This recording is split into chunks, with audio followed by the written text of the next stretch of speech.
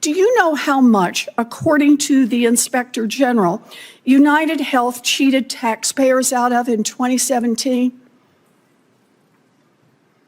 Senator, thank you for the question. I'm not familiar with that particular piece of work. The number is $3.7 billion, and that's in just a single year, and that's from only 2 upcoding. The 11th largest company in the entire world, a web of subsidiaries stretching across every corner of American healthcare, and one senator with a number he did not see coming.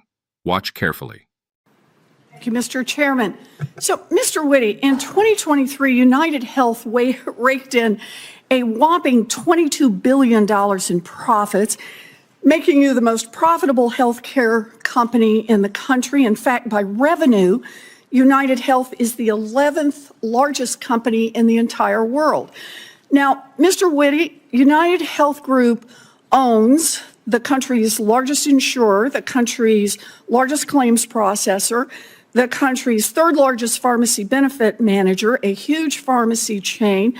It is the largest employer of physicians nationwide, or controller, with at least 90,000 physicians, as you just testified. That's about 1 out of every 10 doctors in the country. Is that correct about your size?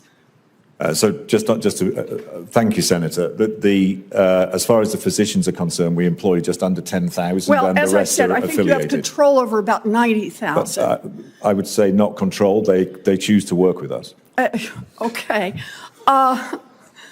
Great.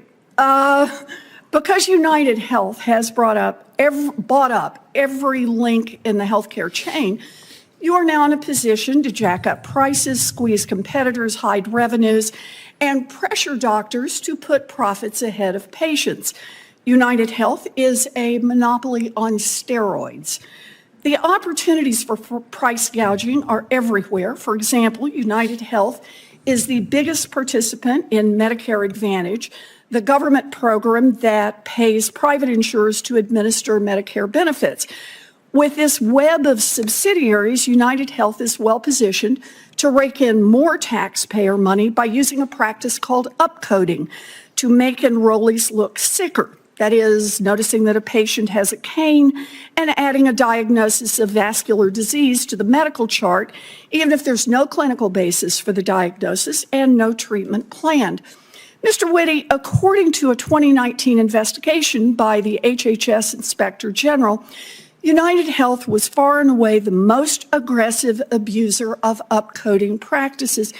Do you know how much, according to the Inspector General, UnitedHealth cheated taxpayers out of in 2017? Senator, thank you for the question. I'm not familiar with that particular piece of work. The number is $3.7 billion, and that's in just a single year, and that's from only 2 upcoding practices. You know, that was 5 years ago. Now, as we speak, is UnitedHealth under investigation from the DOJ for, among other things, your billing practices? What just happened here is bigger than a bad answer. A sitting CEO of the most powerful health corporation on earth just told a United States senator he was not familiar with a $3.7 billion fraud finding from his own government's Inspector General. That is not ignorance. That is a practiced shield. And now stock sales, over $100 million worth, in the window just before a DOJ investigation went public. The SEC has been formally notified. The paper trail exists. The question nobody in mainstream coverage is asking is this: if executives knew enough to sell, what exactly did they know, and when? Drop your answer in the comments right now. Senator, thank you for your question. We have a long-standing practice of not commenting on matters such as that or things like mergers and acquisitions. Well, I understand why you might not want to comment on it. Public reporting from the Wall Street Journal confirms that it is, although your company has not disclosed this investigation. In fact, yesterday I sent the SEC a letter raising concerns about over $100 million in stock sales that UnitedHealth executives made in the days and weeks before the investigation was revealed by the press. And I'd like to make that part of the hearing record if I can, Mr. Chairman. Objection, ordered. Okay, so UnitedHealth is huge, and it boosts its multi-billion-dollar profits with, among other things, illegal billing tactics. And that takes me to the data breach. After the largest cyber attack on the healthcare industry in American history, quote, put hundreds of thousands of healthcare providers at risk of collapse, UnitedHealth is now using the crisis to expand its monopoly even further. For example, in Oregon, UnitedHealth tried to purchase a local physician practice, but faced enormous public opposition. After the data breach that we're talking about today, these doctors couldn't get reimbursed for their services, which pushes them to the financial breach. So, what did UnitedHealth do? They filed an emergency petition with regulators to allow them to acquire the doctor's practice on an expedited basis. Mr. Witty, will this acquisition make UnitedHealth even bigger? Senator, thank you for your question. I'd just like to also put on the record that we, as an I organization... had a very simple question. Will it make UnitedHealth, this giant, this 11th largest company in the entire world, even bigger? As new organizations join us, the organization, I hope, becomes better as new physicians, for example, join. The question is not better. We've already talked about your business practices. The question is bigger. Will it make UnitedHealth bigger? As we grow, we become larger, yes. Yeah, okay. So, UnitedHealth is using its own data breach to snap up doctors' practices that have been driven to the edge of bankruptcy by that same data breach. It's no wonder that UnitedHealth told its shareholders that this data breach would have, quote, no material impact on the company's finances. UnitedHealth will stop at nothing to grow bigger, bigger, and bigger as we speak. UnitedHealth is trying to pick the bones of Stewart Health Care in my home state of Massachusetts, which was ruined by private equity and corporate greed. It is time for regulators to say no to these efforts to get bigger and to suck even more health dollars away from patients and providers who need it. For the sake of our patients, our doctors and nurses, and the American taxpayer, it is time to break up the UnitedHealth monopoly. The time of my colleague has expired. Next in $3.7 billion, 1 year, 2 billing tricks, and the man running the company had never heard of it.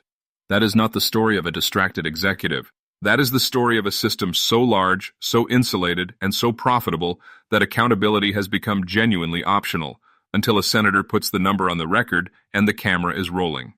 Here is what the clip does not show you. It does not show you how long this has been building. The 2019 HHS Inspector General report that Warren cited did not appear out of nowhere. Federal investigators had been circling UnitedHealth's upcoding practices for years. Upcoding, the practice of inflating how sick patients appear on paper to extract higher Medicare payments, is not a gray area. It is not aggressive accounting. It is billing the government for diseases patients do not have and treatments that were never planned. The Inspector General called UnitedHealth far and away the most aggressive abuser. That phrase did not make the nightly news. It did not trend. It was buried in a government PDF that almost nobody read, until a senator read it out loud into a congressional record. But here is what nobody is asking. If $3.7 billion in fraudulent Medicare billing was identified in a single year from only 2 practices, what did the other years look like? What did the other practices look like? The Inspector General report was not a verdict. It was a sample. And that sample was damning enough that the company is now reportedly under active DOJ investigation. Think about what this means if you are sitting on the other side of this. You are a physician. UnitedHealth now employs or controls the workflow of somewhere between 92,000 and 99,000 doctors, depending on which number in that exchange you accept. Your billing goes through their systems. Your reimbursements come through their pipes. Your practice, if it survives, may eventually be absorbed by them. The data breach that crippled thousands of providers across the country? UnitedHealth told its shareholders it would have no material impact on company finances. Meanwhile, it filed an emergency petition to acquire a physician practice in Oregon that the breach had pushed to the financial edge. The crisis became the acquisition strategy. The wound became the leverage. Why now? That is the question. Why is this hearing happening in 2024 and not 2020, not 2021, not the year the Inspector General published its findings? The answer is uncomfortable. Because for most of those years, UnitedHealth's growth was treated as a success story. The largest health insurer, the largest claims processor, the third largest pharmacy benefit manager, the largest employer of physicians. By revenue, the 11th largest company in the entire world. That is not a healthcare company. That is a conglomerate that happens to sit inside the healthcare system, collecting money at every single transaction point between a patient and their care. Supporters of the company will point to scale. They will argue that consolidation creates efficiency, reduces redundancy, and ultimately lowers costs. They will say that UnitedHealth's model allows for better data integration and that a doctor inside the network has access to resources a small independent practice never could. These are not invented arguments. There is a version of vertical integration that improves outcomes. The question, and this is where the argument collapses, is whether that version is what UnitedHealth is actually running. The upcoding findings suggest a company using its scale not to improve care, but to maximize extraction. The stock sales before the DOJ investigation became public suggest executives with information their shareholders did not have.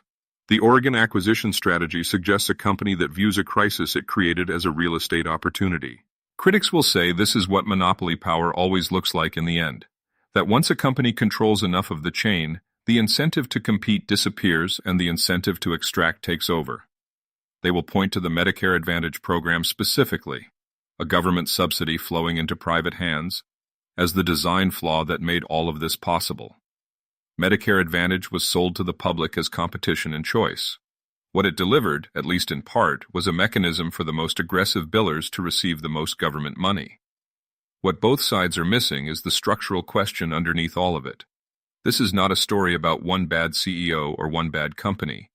UnitedHealth grew to this size because regulators approved every acquisition, because Congress designed a Medicare program with profit incentives baked in, because antitrust enforcement in healthcare has been for decades spectacularly absent.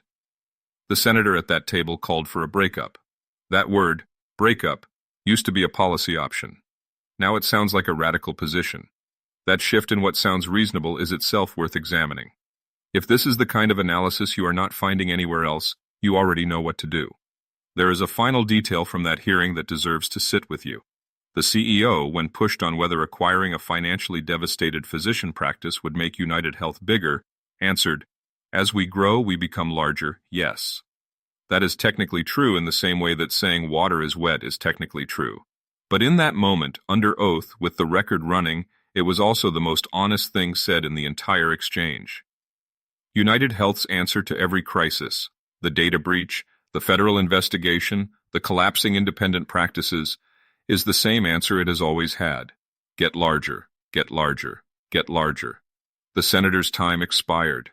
The CEO walked out. The DOJ investigation continues. The stock sales are now in the SEC's hands. And somewhere tonight, a small physician practice is running the numbers and wondering if UnitedHealth's acquisition offer is the only exit left. This story is not finished. It has barely started. If you made it this far, subscribe, share this with someone who still thinks this is a functioning market, and drop a comment, because the algorithm rewards the conversations that make the powerful uncomfortable.